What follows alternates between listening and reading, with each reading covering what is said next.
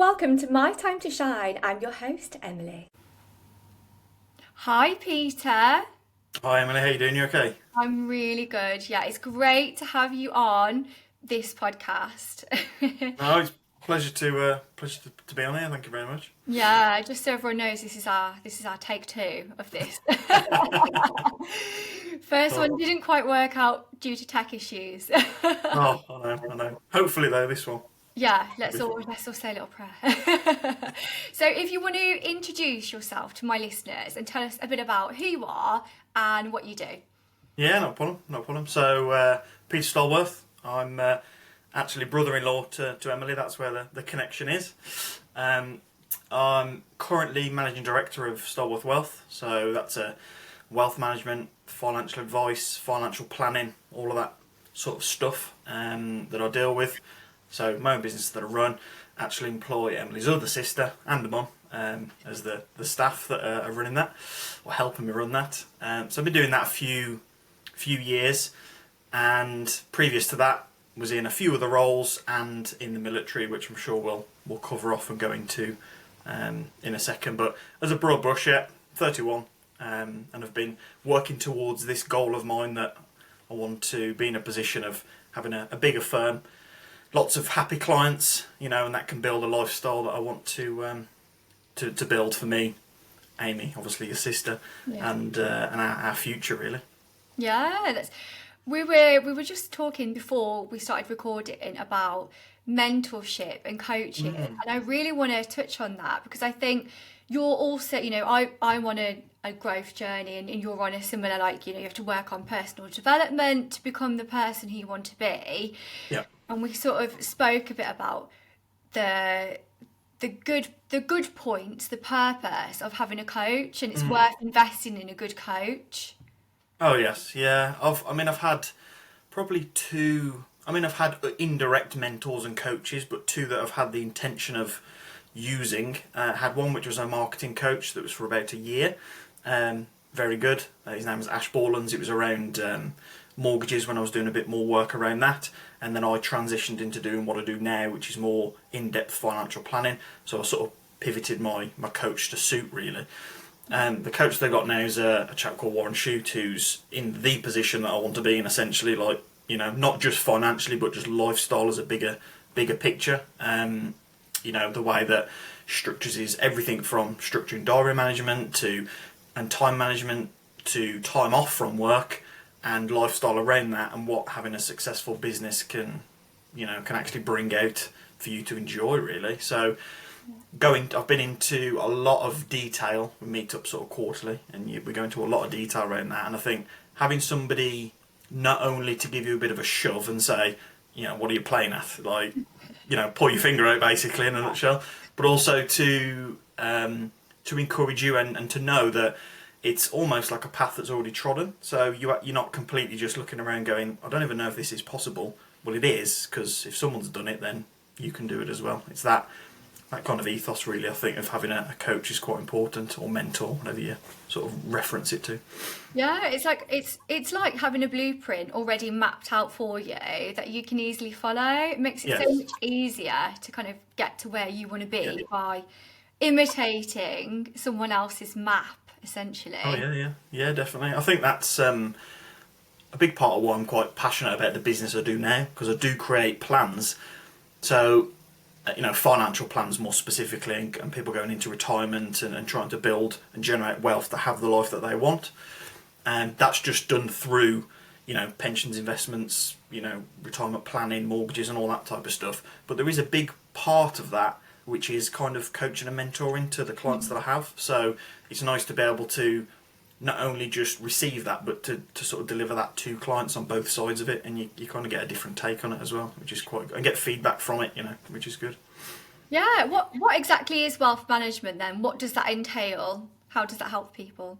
So it's really, there's different forms of it, but in a broad brush, I would say it's financial planning is one element of it. So financial planning is, what are your incomes and outgoings, assets, liabilities, and we sort of map that out, and we use things like cash flow modelling and all these other bits to essentially forecast what your future is going to look like, and is Are you on track? Are you off track? Is it viable to sustain the lifestyle that you've got now? What's your desired future lifestyle? So there's all that part of it. There's a kind of behavioural coaching element around it as well, which people are kind of like, well, aren't you in finance? I'm like, yes, but there's a big behavioural part in understanding how the investments work. And when the markets take a temporary decline, it's not overreacting emotionally to, oh, my investment's dipped. It's like, that's natural, that's what's going to happen. You just need to sit on your hands and play the long game and let it recover. And it's a lot of what I do is helping clients understand that journey to make sure that they're not doing anything rash, like selling when the market's at a temporary decline, which then means they then essentially form a loss. Whereas if you just let it recover, like it did in the pandemic, they'll be okay, and it's part of the journey and the plan. So you've got the behavioural sort of coaching side of it, really. You've got the financial planning, and then there's also just that kind of accountability, or just that mentorship to clients, really, on an ongoing basis, to tease out more of what either clients want to do more of, or perhaps want to do less of. It's two questions I ask. I always say to people, firstly, I always say, what's important to you about money? And just let people talk. And some people say, oh, security, stability. Yeah. Some people go, I want to be able to go on holiday, whatever it might be. And then I always ask, if some people are unsure, I always say, well, what do you want to do more of? That could be holidays, spending time with family. And if they're still struggling at that point, I say, well, what is it that you want to do less of? And some people say things like, flippantly say it, I hate gardening. And I'm like, well, actually, you say you hate it in that way, so, well, how much does a gardener cost? Like, if you hate it that much, why not improve your life by, let's get a gardener in? And they're like, I don't think I can do that. And I'm like, right, well, let's run it through the numbers and see. And then it's, well, okay, now you're going to start employing a gardener to come out once a week, once a month, whatever it might be, to make your life more fulfilled. And that might take a little bit of stress to start thinking about the things that you might want to do. So there's a big element around that wealth management, financial planning, that a lot of people think it's just facts and figures, and actually it's a bit of a science to it, and then there's also an art that you have to kind of pull together, because you're dealing with people, not just numbers on a spreadsheet or something. It's everybody's situation and plan is completely different. So that kind of summarises it anyway, what I do for clients, or try to do for them as best as I can. Yeah, it sounds a lot more in-depth than what you initially think it is. So it's not just budgets and planning, it's also connecting all the dots of that person's lifestyle, their emotions, what kind of lifestyle they currently have, and what do they aspire to do as well. So it's a lot more to it than what you initially anticipate there to be. Oh, there is. It's the planning, the elements around. I recently done an exam or case study that I had to do, like a 10-week thing. It is the highest qualification you can get. So I'm waiting for the results on that. So fingers crossed. But all of that is using like assumptions around what we think the economic growth of things are going to be, or what inflation might look like. So there's all the kind of nuts and bolts underneath, but the bits that the client really want to know are all those kind of dreams, aspirations, and I then fit that in to go, well, you want to do this, let's look at what financial resources you've got, and is it actually achievable? And there's a few levers we can pull to try and make the two meet, and then we come to an agreement, put that in place, and then we monitor that on a year by year basis then, just to make sure everything's on track, because things change in a year, let alone a few years. So we sometimes, it could be, I was planning to move home and do this, and it could be unfortunately health situations and things, but it could also be, actually I've had either something happen or I've had a pay rise, and it's like, I think I might want to do this sooner now, or didn't realise that their investment was going to grow as much as it did, and it's allowed them that future planning opportunity. So there's a lot to it. That's what keeps it interesting, really. It's not just looking at numbers and crunching all the time. There's a big, vast part of it, really. Yeah. Do you use budgets yourself? Do you recommend that people do budgeting? Because I know that's it's a taboo word, isn't it? Like, it's a painful word. Oh, budget. Oh. Yes. Yeah, it is. Yeah. I usually call it expenditure questionnaire. Whether that sounds any better for somebody or not, I don't know. But I say expenditure questionnaire instead of budget, but because there's that stigma, and I think as a UK sort of society, really, and how we are, we're always a bit more bury the head in the sand. Finance is a bit of a that taboo topic, and I don't really want to budget, and I'll be okay. There's that philosophy around it, and I think that's just a big big part of who we are, and it's why, even as of very recently, governments are talking about doing certain things to try and encourage people to invest and to have a longer term vision and approach, because we are just a nation of saving money because it's nice and safe, rather than trying to actually invest. And there is a difference between saving and investing that a lot of people don't perhaps appreciate. But getting the basics of a budget, having an emergency fund, wills, lasting powers of attorneys, things like that, your sort of fundamentals really to get in place. And it doesn't matter. People think, oh, you've got to be super wealthy to be able to think about these things. And it's not. There's some of the basics that apply to everybody. And I've spoke to potential clients and clients that are, quite wealthy, that sometimes it's just about putting the basics in place. And I've got some that are more middle of the road or haven't got enormous investments, let's say, but we need to do some things that are a little bit more complicated than perhaps on the other side. So it's so independent of people's views really, and individual, I'd say. Yeah, definitely. I want to talk a bit about your sort of journey now, because you have not just gone straight into this. It's not been the thing you've done, your whole life. I know you were in the army, you worked at Aldi, like you've done so much stuff. Maybe if we go back to, did you study anything at college? How did you get on at school? Okay, I'll go right back to school, I suppose. Yeah, just rattling my brain. Yeah. I left school at 16. From leaving school, I worked at a surf shop for about a year or so. I got a very, I would say, low level or entry level is what it was classed as, sort of an apprenticeship I did there in retail. So it was just something I did as part of actually working there. So I did that for about a year, and then I got a job in Aldi, which was for a matter of, I think it was about 6 months or so.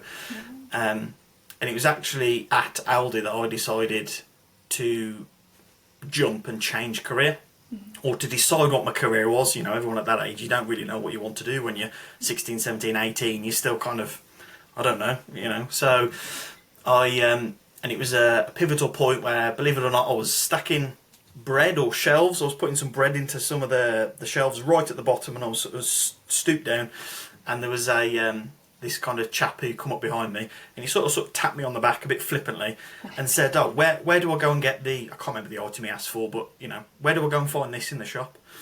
And you get told at Aldi to not go and sort of handhold the customers to the shelf. You get told, you just point them in the direction, because you're so busy making sure that the shelves are stocked again, that you've just got to keep on it. So I just said, oh, it's over, just in that next aisle over there. That's where you've got to go. And he sort of looked at me and says, you're not going to take me there, in like a bit of a tone.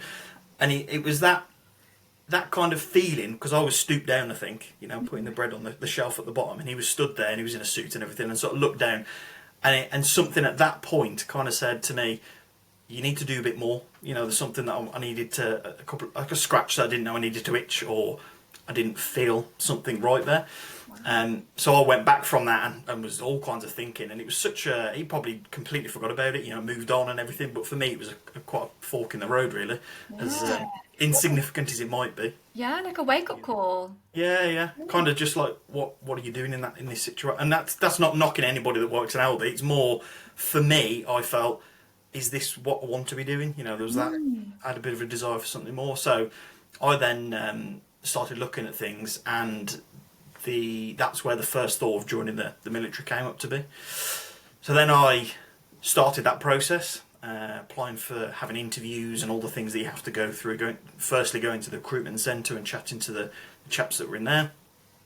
Started the process, had interviews, did all my selection process, and then that led me to going through 6 months of training in Catrick. So it was infantry that I decided to join, not a trade. Again, I think that was just a bit of, what if I was going to be a soldier, I wanted to be a soldier and not related to a trade, rightly or wrongly. And did that that led into a 7-year career of me being in the military, getting promoted and doing a tour of Iraq. Went to Kenya, North America on exercises, so got to experience a lot, and it definitely changed me as a person for the better, really. and thoroughly, and actually enjoyed it. It was just the deciding factor to then come out of that environment was partly, again, I had that kind of itch of, do I, at the fork in the road, I am now either on the trajectory to keep doing the military and go the sort of long haul and do a full career, or I'm still young enough to come out and establish a new career and do something else. Yeah. And I started getting a bit more interested in money and kind of what future I wanted, and obviously money's a tool to enable you to do that. And that's where the thoughts of coming out and deciding to do something else. So when I initially signed off from the military, I had no idea that I was going to end up doing what I'm doing now. It was just, I'm going to sign off and come out, had a year's notice period, and in that year's notice period, or there or thereabout, that's when I met your sister at the local pub. So Yeah. and it kind of, that sealed it really for me to decide to come out. Yeah. I think from that point onwards to get to where I am now, because it's been since that, because that was a longer period, it's kind of been of a hop, skip and a jump to get to where I am now really. So there's been a bit of a transition, and it went from taking quite a significant pay cut from being in the military to working in a call centre where I just qualified to do basic mortgages. So how I got into doing that was me and Amy, his sister, were looking to purchase our first property, and it was the chap there that arranged our mortgage that I said, oh, could I go for a coffee? I'm leaving the military, I'm not sure what I want to do. Can I have a chat with you? And we ended up having a chat for quite a few hours. And it kind of said, and he earned a reasonable living, got to be self-employed, work for himself. So I thought, this is perhaps what I want to look to do. I was interested in property and things at the time. So that then fueled me to go, well, I need to just get my foot into the profession and the industry somehow. And it was in a call centre, answering the phones, people calling up who want to buy a potential property, and I was just doing the initial kind of screening, let's say, so no advice or anything.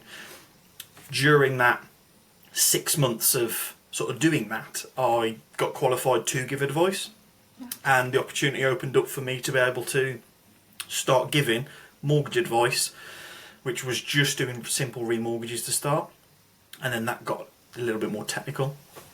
Then decided I want to do this for myself, which I look back now and was pretty crazy, crazy of a jump, because Amy, she was at university and studying to be a midwife. So me then going from a stable income to then going self-employed, not having any clients, and Amy at university, and then going, and we've got a mortgage and everything now. I look back now and I think, what was I thinking? But it's obviously worked out for the right reasons, What were you thinking at that point? Like, were you shit scared? Were you excited? Were you like, I have to do this? I think it was a lot of excitement of going, well, if this is what I want to do, as far as partly around a career, but also be the sort of captain of your own ship. I never wanted to be sat on a big cruise ship and ticking along nicely, even if I had a nice salary. I thought I'd much rather have my own little paddle boat, even if it was me whaling water out to keep it going. It's just that I'd much rather that, and be able to steer where I wanted to go. So the decision to go self-employed was because I felt like that was an itch I wanted to scratch, and obviously I'd gone into this career to look to do it. So there was excitement around it. The fear really come when it set in that it was, well, actually we've got an income as it stands. Now I'm going to have no real significant income, and where I'm going to start getting my first clients from, because I had no real business strategy or plan. I just took a jump and went for it. And it's a lot easier to get a self-employed role when you're doing things like mortgages and investments, purely because there's no risk to the employer. I say employer, the company, because I worked under an umbrella, albeit I had to generate all my own business and everything else. But there's no risk to them because you're not really costing them anything. Any business you bring in, they just take a portion of. So, it was very nice that they said, "Oh yeah, come on, we'll support you." But really, it was all resting on my shoulders to be able to sort out. So, a few months doing that was obviously quite apprehensive and unsure, but then it happened also. I decided to do that right at the beginning when the pandemic hit. So it was a week I handed him a notice to say I'm going to leave this nice stable income, and I then went to move to this new umbrella company that I would operate under, and a week after it was we pandemic hit, and then we started in and out of all the fun lockdown and everything else that happened. So then trying to get business was like, well, how am I going to network? How am I going to do anything? And it just happened. And I'll be honest, there was part of it that was a little bit of luck around it. It wasn't. It was hard work that went into it, but there's an element of timing and luck, because the property market did have a bit of a rally during that lockdown period, because people had a little bit of surplus money kicking around because they weren't working. They were starting to look at shall we move, and it generated a bit of traction. So it was indirectly, I was in one of those industries that managed to benefit. It was just at a time when I wasn't established in it, so it was all uncertain, but did manage to get through that anyway, because there was times that it went up and down and got quieter and everything else. Yeah, that must have been really, really tough to go through that, especially emotionally and mentally as well, with the stress of having Amy, my beautiful sister, being at uni, and then you having a mortgage on top of that. How did you, what tools did you use to get through that? Like, did you have a routine that you did? I don't know, did you meditate? Did you have a mantra? Or did you just hope that you'll make it through? Grit, I think it was, to be honest. Just literally gritting my teeth and just trying to get on with it. And I think there's some, these forks in a road for everybody always sort of show themselves, and this was one of them, and a bit of a, I suppose, a defining moment to actually try and push through things. Yeah. But a lot of the time, I don't know if it comes from a bit of military background or just the way I am as a person. I've never really looked into it much further than that, but it's just, sort of pull your socks up and get to it, really, was the attitude, I suppose, I had around it. But I didn't have a meditation or write anything down or journal or anything like that. I should do that now. I don't do that at the moment.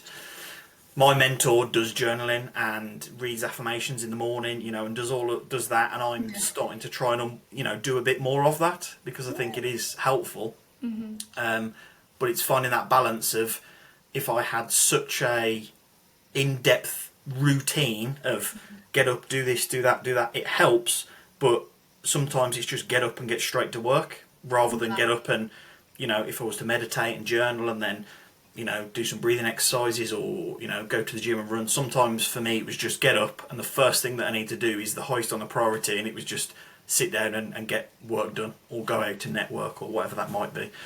I didn't have a strategy or I suppose a philosophy to how to tackle it. It was just get on and do it, really, just through grit and a bit of grit in my teeth and dealing with it.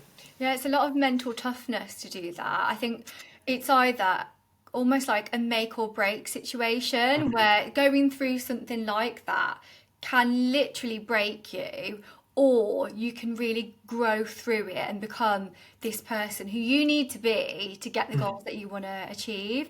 Do you think that, because you mentioned obviously, discipline from being in the army, do you think that really sort of helped you to be mentally tough? I think what it helps with is the ability to know that you've pushed yourself through things that were significantly tough and difficult in the past. It might be, some of it's very mental in the military, but there's obviously a big physical element to it. So knowing that deep down, if I was in a call centre and had a long day, and right at the start when I decided to leave the military, I could always think back and go, well, I'm not lay down in a puddle in the middle of Brecon, like in water, being freezing cold. I'm sat at a desk, warm. I might happen to be dealing with a difficult person on the phone, or I feel like I'm chained to my desk.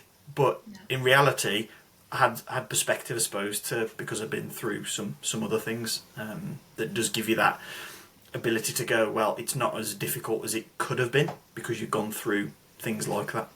Yeah, did you have to have a calling off period when you left the army? Because I remember when you left, and there was kind of a point where you were just like relaxing on the sofa for a bit, and I think you kind of had to change your mindset, didn't you, from Yeah, when I went through a bit of a blip leaving the military, but before there was an overlap, so I was technically still employed by the military while I was still working in the call centre, because you get a resettlement period. But I said to the new company, well, I'll start a bit earlier.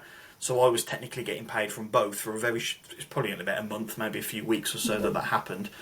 But leading up to that, I probably had a few weeks, maybe a month of not needing to do anything in the military because I was on resettlement, waiting to start this new job, and it was kind of, it seemed like what most people would feel was bliss, but for me, I just ended up, going into a bit of a spin with things. You know, if I don't have a direction or a plan, or I'm waiting for something, I end up just sort of eating myself up about things, you know, and you start thinking too much, so or become really unproductive, you know, and things like that. So I'm a big, for me, I know what kind of works. I've got to have a carrot to try and achieve something, but there's also got to be an element of fear behind you to keep you going. Because if it's all just carrot, then you think, oh, I'm just living in content and life's happy. But if you've got an element of fear, which for me was the financial fear of, you know, taking a pay cut and wanting to achieve some other things, that also, if you can get the fear behind you and not in front of you as a stopping thing, I feel like it can be fairly productive. It's just got to be managed, and having the both, you know, something to aim for and something to push you forward as well, can be quite handy. Or I find that works for me, and sometimes I rely more on the stress of I don't want this to happen to move me forward than I want this to happen because it's good, which, you know, might not be the most constructive way, but that's sometimes when you're in those moments, you just have to do what you need to do, you know. Yeah, it's almost like, I don't know if you've heard of pull and push motivation. Yeah, so like your Yeah. pull motivation is what you want, you know, what you aspire to, the goals that you want to achieve. Say in a physical sense, oh, you want to get a six pack, you want to, you know, be able to do 20 push-ups. The push motivation is what you don't want, like, oh, I don't want to end up like that old lady down the road who can't get out of a wheelchair. Right. I don't want to not fit into that pair of jeans that I just bought. It's kind of like that, isn't it? Like pain versus pleasure, almost. Yeah, and I think the military relies heavy on the, I suppose, the push aspect. Don't be last is the thing that always comes up. You know, if all of you get told to run to the top of a hill, as an example, in training or anything, it's usually something like either the first five don't have to go again. So if you're in the first five, you know, you don't have to go back up the hill again, or it's they just shout, you know, don't be last, things like that. And I think that's a bit of that push element that gets, I suppose, instilled into you a little bit, and then the reward of not having to go again is obviously the pull. So sometimes I think some of that pulls into it. I've never thought of it specifically as a push and pull in that way that you've explained, but that does make sense. Yeah, it does make sense. Yeah, it's interesting because there is always a pain pleasure aspect or push pull, you know, intrinsic aspect to everything that you want to do in every aspect of your life, isn't there? You know, whether it's finances, whether it's physical, because you did a bit of a physical transformation as well. Since when, you know, I first met you, when you first met Amy, you were very slim and lean, and now like you're very muscular and strong. How did that come across as well? Because you're very into like lifting weights and strength training. I think that went from being in the military, you've got to be fit, but I'd never aspired to be more muscular or aesthetically bigger. You know, it was more just a case of I just had to be fit. But then through that, being around lots of what was at the time just men, now women can join the infantry, but at the time it was just men that when I was in. So you're just in that, you know, going to the gym, everything's a bit more competitive. I had good friends that would always train at the gym. It was like a social element to it as well. So I started getting a bit bigger from that. And it was actually towards the end of when I was leaving the military that I, probably in about a 12 to 18 month period, I went from being quite lean and fit, because you have to be in the, you know, the army and do all the running around and everything, to more powerlifting training. So, you know, like strength training specifically. And that 12, 18 months, I just had a focus. I think it was because I didn't know what I wanted to do when I was coming out of the army. So I have to have a focus, otherwise I'm useless. So I decided to come out of the army, but not knowing yet that I was going to be you know, going to this call centre and doing these things, because you get a whole year of notice period that you've got to work. So I signed off, and it was that period of time, or just before that, that I decided to just work out in pursuit, I suppose, of a bit of a goal, really. And that was more powerlifting and strength training. So I put on quite a bit of size. Quite a bit, like a lot of strength. significant amount. You literally, I saw you one month and you were like lean. The next month you were like the Hulk. Yeah. And I think at that stage of my life, it was a case of having a focus and a purpose, a goal to aim at, and it was all strength-related goals. You know, I wanted to be able to squat 200 kilos and wanted to be able to bench over 140, and I hit all of these goals. Wow. And then as I got to the point of, and there was deadlifting and things in there as well, but when I got to the point of starting the focus to be more career-led, I still kept on with the training. And I'll be honest, as of more recent, the training itself has become much lower down on the priority order. Not to say I don't want to maintain things, but I feel like you can't fight all battles on all fronts at all times. It's a case of you just have to pick your battles. Otherwise, you'll just spread yourself so thinly. And even though, yes, you've got to maintain your health, because if you haven't got your health, you've got nothing. Yeah. You have chapters in life, I think, and those chapters are, well, this one was a fitness one in the military and everything. Then I had one of changing my career. Now it's growing my business and getting as qualified as I can in this particular area, you know, to really grow things. And there'll be a chapter where I've not achieved that, but that's in a good place. And then I can switch back to, well, what are my fitness goals again? You know, and you go through those chapters in life rather than trying to tackle it all in one go. As much as I'd want to, I'll definitely just burn myself out if I decided to do that. It's too easy to do that, isn't it? Oh, yeah. You want to open every single door you go through every door that's open to you, and it's like, I could do everything. And then you end up doing everything for maybe a week maximum, and then you hit burnout, and then you're like, I'm a failure, I've done nothing with my life. Yeah, oh yeah. It's easy done, so easy done. And I've done that on several occasions where I've bit off probably more than I can chew. And I think it's good to know where your limit is, like to push up to. And anybody that's from like the age of 20 to 30, always say use that as what can you go up to that's your capacity before you reach that, and then you sort of learn to manage that over the year. I'm still very much trying to figure out where my limit is, and sometimes I'm sitting below it, and you might be coasting when actually you've got a bit more. But more often than not, you're actually tipping yourself over, and you're actually being a lot less productive than you should be, because you're just trying to do too many things. You know, the last 2 years I've been from running the business, obviously making sure that Molly and Julie have obviously got an income from the business, supporting things financially. I took on a retiring advisor's business, so incorporate that into my business. There's been studying, you know, I've gone from being qualified to what's like level 4, and now I'll hopefully be level 7, which is like master's level. So I've done a lot of, hopefully, if I passed it. So there's a lot of things that I took on in one go, and it's a lot to deal with. And even Warren, the sort of mentor, said, don't worry too much, you know, back off on some of these things, you know, perhaps just focus on just business growth now, and allow other things to just happen as time goes on, and do things in quarters as well. So like quarterly, every 3 months, instead of trying to do everything in 1 month, or I've got to do that now and run with it. Just set yourself over a year. Well, he talks about what is your sort of 10-year goal, or your BHAG, you might have heard it, your big, hairy, audacious goal, as he calls it. Like, what's your big goal, is what he calls it. BHAG, yeah, big, hairy, audacious goal. I love that. I've never heard of that. That is amazing. You have your 10-year goal, and then work backwards from that, and then look at your 5-year goal, your 3-year goal, your 1-year goal, and then you break that 1 year into the quarters, so you've got like every 3 months.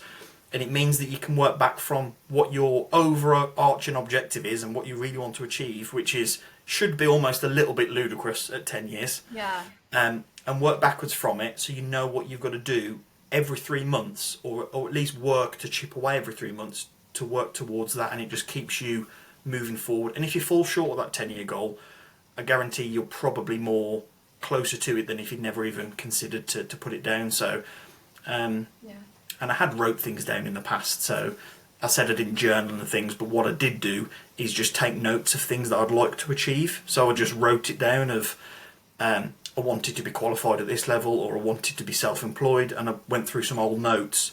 And it's funny how when you write it down, you might write it down flippantly, that you're able to actually cross some of those off because you have achieved them. It's phenomenal. Yeah, that's it. The power of actually writing your goals down. You can visualize it and see it. I recently made a vision board. I'm a very creative person, so I was cutting out from magazines, and I know that's not for everyone, but writing it down, and then you can really break it down exactly like what you've just said into really small, tangible actions to make it not this crazy, delusional, lofty goal, but this actually, okay, if I take this next step, that will take me a little bit closer to what I actually want. Yeah, yeah. Oh, exactly, yeah, yeah. I mean, I've got literally, it's pinned on my wall. Not that you can see it on a podcast because it's there, but that literally, so that shows down that 10-year, 5-year, so I've written it down, not as probably as pictorial as doing it as a vision board, but very, it's top notch.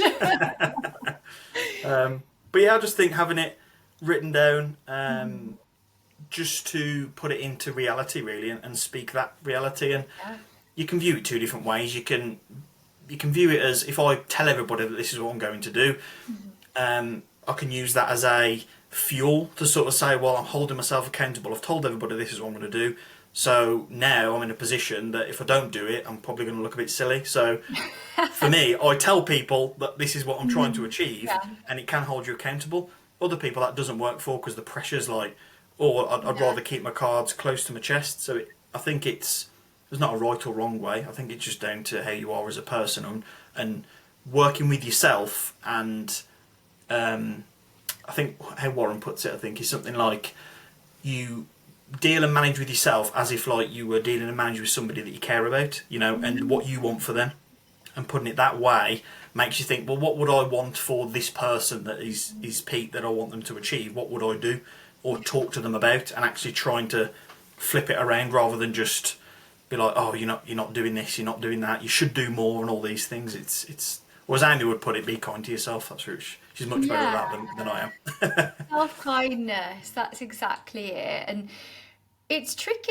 It's a really tricky balance, because you can use that self-accountability, telling people, as fuel, and that does work. But then also you can tell people and then never take action. There's that other side to it, isn't there, where you're all talk and you talk about it and you feel like talking about it is achieving it, but you haven't actually taken any steps to doing it.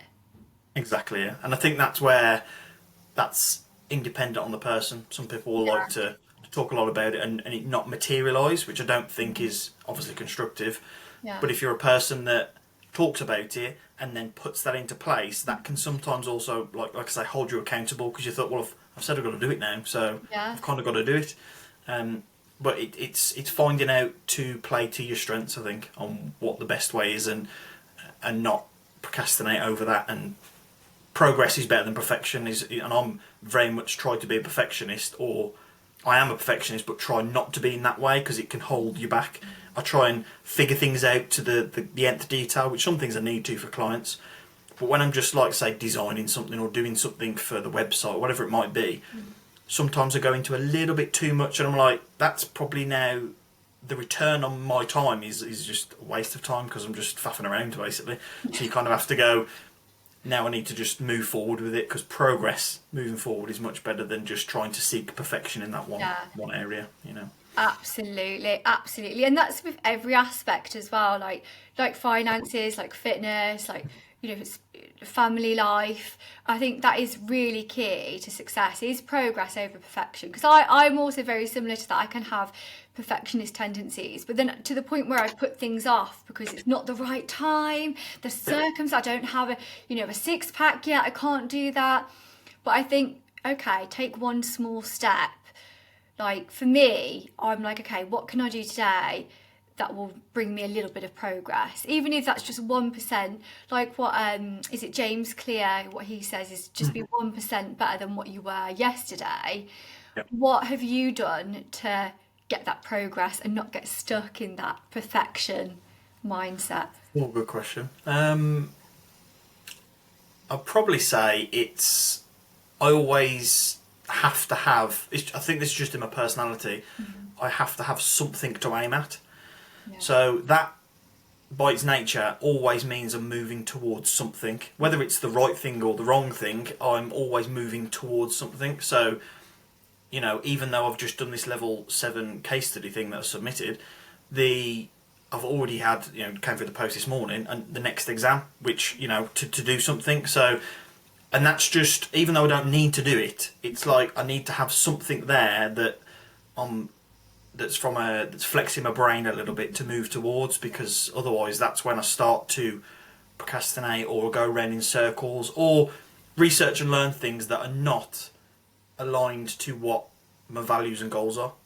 So if I could just be watching YouTube videos on random things that are not what I want my future to look like. I'm not leaning towards that, so I have to put almost things in place that could be a bit cumbersome, but things in place to steer me in that same direction, really. So I don't specifically have what do I do that makes me 1% better, I suppose. A big part is having a mentor keeps me on track for that. I meet quarterly for that, and that really has rocket propelled where I am, without a shadow of a doubt.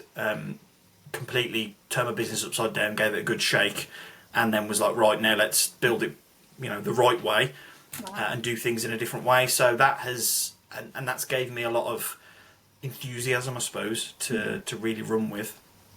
And also somebody to just say, why are you doing that particular thing? Why not work on this? Why not do this other thing? Yeah. And some structure in my diary to try and keep myself accountable for it. But I don't have a specific thing, but I definitely say having a mentor has definitely helped, and having something for me to go at. I would say I've got to have something, whatever that is. If it was like a fitness goal, it's a number to be able to lift a certain weight, which I had in the past. If now it's, I want the company to turn over a certain revenue, or have X amount of clients to be able to generate so much income. It's more probably now more financially led in that way, which then means am I doing things day to day that are working me towards that particular goal.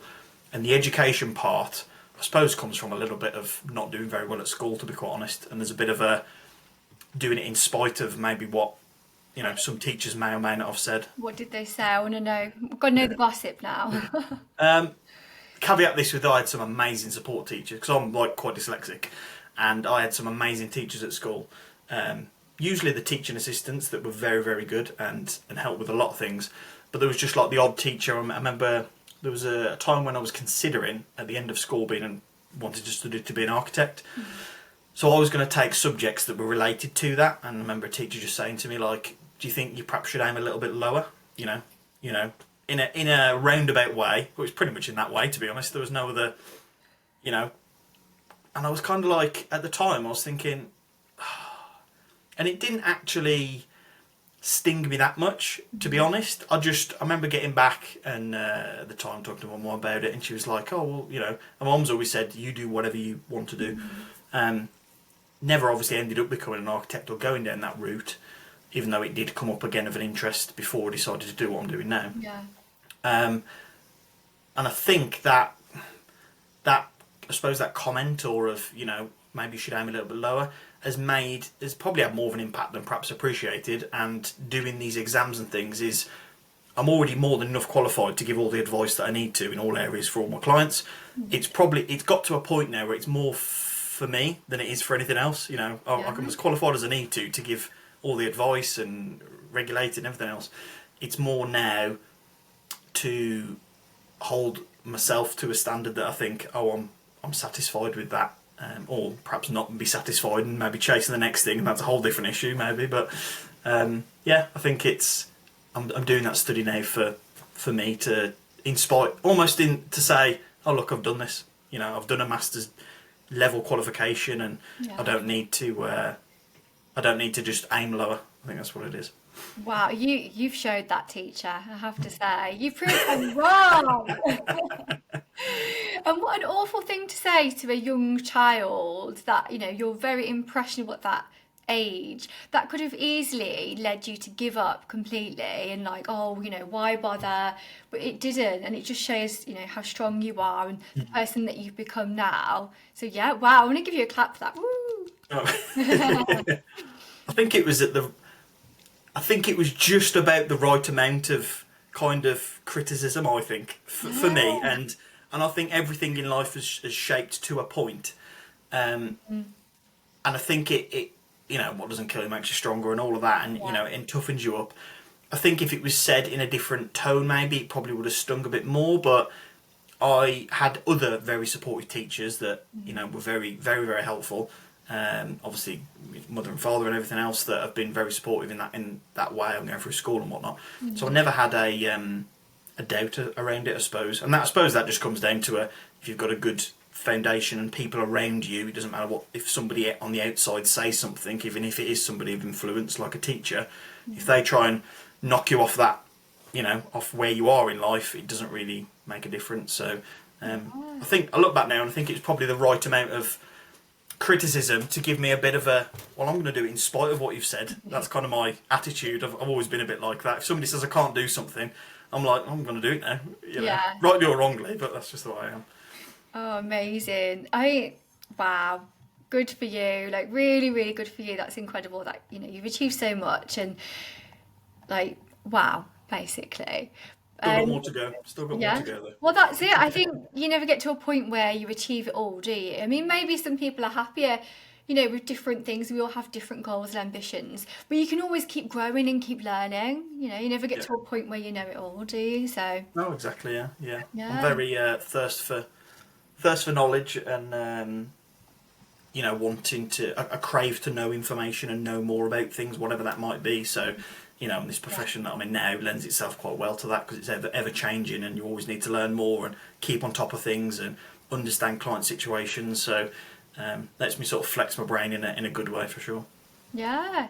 Okay, I want to move on and ask you, what would your top tip, I don't know, 5 tips, 1 tip, however many you can think of, for financial success this year, 2025? Let me have a think. Yeah. Okay, I would know where you're currently at is a big one. And this might seem a bit of a chore initially to do, but if you can do it, it gives you a bit of clarity and confidence really in what your situation is. So it would be, look at where you're at financially at the moment, which could be, what's your income looking like? Don't worry about what your salary is. You need to know what your household income is, so what comes in on your bank statements, or if you're self-employed, what earnings do you take? Yeah. So what's coming in? Simply just write that down or put it into a spreadsheet, however you are. Try and make it as frictionless for yourself as you can. So if you prefer to write things down and do it as charts and things, great. If you prefer Excel sheet, whatever it is. But find out what your income is, and then obviously look at what your expenditure is, and simply just, that could be through a bank statement, and just look at, are the things that I'm paying for, needed, as necessities. Most of them will be if you've got mortgages and household bills and things. Okay, we need those. But anything else that's outside of that, well, does it give me enough? Am I paying for it and it's giving me enough fulfillment?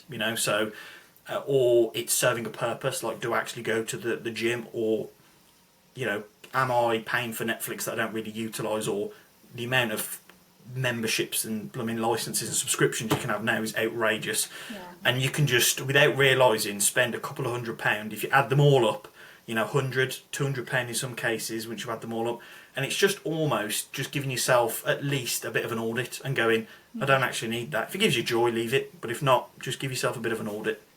I think if you know where you currently are, it lets you know then what do you need to do, which is the next tip, what you need to do to be able to start working towards what it is that you want.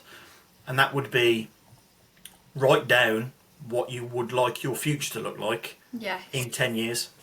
That would be a big one.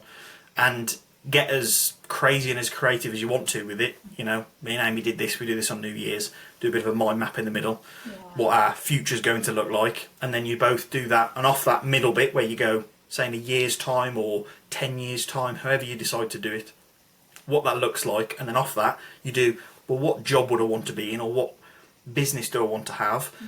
What do I want our family to look like, our community, our friendships, and go into that much detail. And I think if you can really get, and it's easier for some and harder for others, get a bit of a vision, of what that looks like, then you start at least working in that direction and making some movement, and that builds up momentum. Because if you haven't got a vision of where you want to go, you just live in life on default, and you'll just get up, go to sleep, get up, go to sleep, and life just will zip by. And because I've seen clients that I speak to that I've got clients in their 80s, and I've got clients that are purchasing the first house at 21, so I've got a big spectrum of seeing how people have led their lives and sat in front of hundreds of people having all these conversations. And I always try and say to people, when they say to me, oh, I'll do that one day, I'm like, no, like, you need to do it like now, because one day will happen, and then tomorrow it'll be one day, and it's always just one day. So it's having a vision to know what your outcome, what outcome do you want to have, and try and work towards it and move towards it. And if it changes, that's okay, but at least you've got some movement. I think they're the main two top ones, I'd say. Top two, I gave you two there. Top two tips. Yeah. Especially the one day, like one day or day one. Like one day never comes. Oh, everyone always waits, like, I'll start tomorrow. Oh no, I'll start on Monday. I'll wait to the first of the month. And then it's like a New Year's resolution, and you've waited and procrastinated a whole year and not done anything towards your goal. Yes, yeah. I think action and doing things and moving forward, it's essentially better to just keep trying things as best as you can, and for them to fall down a little bit, than it is to try and make the perfect environment or the perfect time. Like, I'm going to do it Monday the 1st of January, or whatever, however it falls, exactly at midnight I'm going to start doing it then. Well, you could have tried, say if it was a month prior to that, or the beginning of December, you could have perhaps tried that, a few times, and tried a couple of different things. And I think and this will be different for different age ranges, I think when you're in your sort of 20s or early 20s, you just need to try as much as you can. Keep trying different things, because that's the best way you're going to find out what you do and don't like. When you get to sort of later on in life, when I'm thinking about clients and things, it's just understanding what your future you want to be. And because you're setting your habits at that point, it's sometimes trying to just break those habits slightly. I've always been a saver. People who are not retiring, for example, and are just building up money, I always say, like, well, if I could tell them they can retire and they've got the financial resources, and I say, well, you can. And sometimes it's just the permission for them to actually start spending and enjoying some of that money that they've worked all their life for. So it does vary, but definitely if people say one day, I'm like, life's not a rehearsal, so let's get at it, really. Yeah, that's it. Don't save the best for a special occasion. Use the best every day. Oh yeah, yeah. Yeah, I always think of like a little old lady, like saving her best silk tablecloth, or it wouldn't be silk, would it? A tablecloth would not be silk. I know what you mean. Yeah, But for a best occasion, or the best silverware, and then she never has. The Queen never visits, and it's just there gathering dust. Like, use it. Yeah, right. We're going to wrap up with some quick fire questions now. So I'll ask these real quick, because I've taken a lot of your time already. Right, so the first one is, do you have any daily rituals or any routines or anything specific that you do daily? Daily routines, other than drink a lot of tea and coffee. That's definitely one. That is a ritual. Yeah, I suppose, yeah. That's something I'm trying to work at, to be honest. Something I'm always trying to work at, trying to get up at a slightly more consistent time. It varies, obviously, because Amy's on shifts and things. That changes when we get up, and get out and be a bit more consistent with my diary. So that's something I'm probably working on. That I'm nowhere near where I want to be with it. So yeah, I would say to be more productive with my time is definitely something that I'm trying to work towards. But I don't have a ritual, so to speak. My mentor does, and he sticks to it like you won't believe. So I'm, trying to aim towards that and review things like business plans and do a bit of a routine. So not specifically at the moment that I can think of. Yeah, that's interesting. That's good. It's always nice to know that people who are, you're successful, that you used to have things that you're working towards, because it's relatable. And I think it's easy to think, oh, people who are already doing what they want to do, they don't have things to improve on. So that's really nice to know. All right, next one. Describe what wellness means to you. To be able to have joy and to not feel like you're rushing for the exit from like a career or a job or something. So wellness day to day, or something that makes you feel good, is probably the way that I'm interpreting it. Would be to create a life and to be in a situation in life that you're not rushing for the exit. So you're not going, oh, I've had enough of this. I can't wait to leave work. I know work's something that most people have to do, but trying to create a life that you don't want to run away from, or try and, oh, I wish this day was over, or I can't wait for the weekend, where you're wishing time away. So I think if you've got the ability to have structure your life in such a way that your joy and your happiness is day to day, rather than it being something that you're trying to chase, if that makes sense. Yeah, it does. That's really lovely. A lovely, lovely point to kind of finish on there as well. And is there a message that you'd like to send to our listeners out there? Probably have a think about what your 10-year goals are going to be. That's a big one. Or that BHAG, big hairy audacious goal. It might seem really flippantly or silly. When the first time I did it, I was thinking, what the blooming hell am I doing here? Like writing it down, thinking, I want to earn this and I want this amount of, and writing all these things down. And was just like, this felt, for me, very airy-fairy is the only way I could describe it. Yeah. But actually, the more I've done it and the more that you get used to doing it, even if you do it privately or talk to people about it, it helps build a bit of a vision. If you're not somebody that can visualize what the future may hold, and not to just live on that rat race or that default, to try and live intentionally, I would say. Oh, that's really, really nice. I think that's a very important message to send, definitely. And how can our listeners connect with you? Pretty much everywhere. So every corner. Everywhere, pretty much. If you put Peter J. Stalworth, either in Instagram, Facebook, LinkedIn, even YouTube, there'll be bits on there. Don't post as much on YouTube, but there is bits on there. Or the business itself is Stalworth Wealth. So either of those, Peter J. Stalworth is the handle of everywhere, and then at Stalworth Wealth is for the business. So yeah, pretty much anywhere really. Anywhere that we can share our social connections now. Brilliant. I'll be sure to link that in the show notes below. Thank you so much, Peter, for coming on my podcast. No, it's been a pleasure. I'm glad we got there. Everything we made it happen. Hello. Yeah, success. And to all our listeners, make sure you all tune in next week for our next conversation.